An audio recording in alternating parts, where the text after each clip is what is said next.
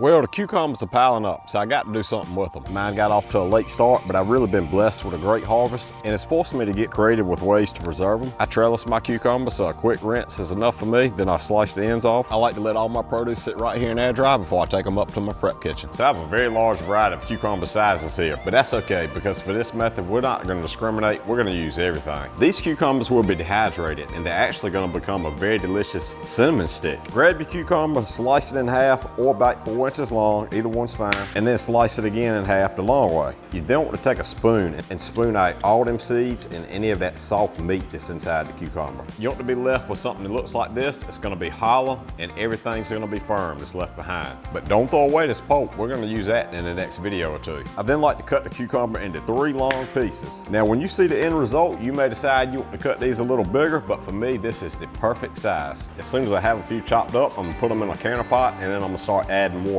Completely cover them, keeping track of how much water you add. I use a ½ gallon measuring cup. For every quart of water that you add, you want to add 1 tablespoon of cinnamon and 1/4 of a teaspoon of ground cloves.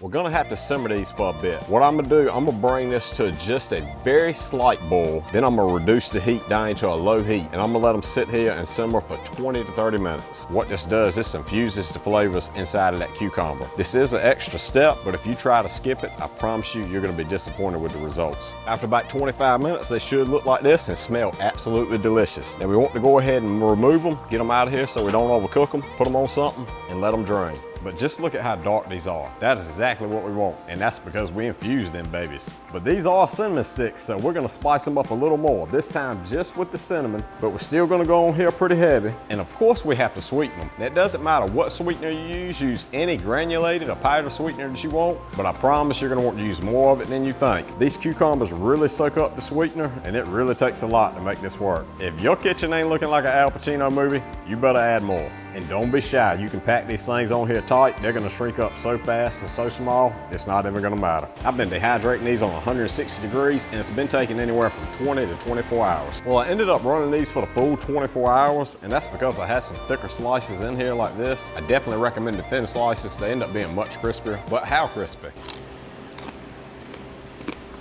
Well, that crispy. I always store my foods like this in mason jars. I add a desiccant to help keep moisture out. Then I seal everything with my automatic vacuum sealer. I know they don't look like much, but if you're a cinnamon junkie like I am, you'll find these to be an absolutely delicious snack. And just in case you're curious, this is how much pulp I ended up with from all them cucumbers that I had. And we'll take care of this in the next video. And hey, these could make for a very unique gift. But either way, don't skip that simmering process and go heavy on the sweetener. If you do those two things properly, you're gonna end up with a very tasty treat.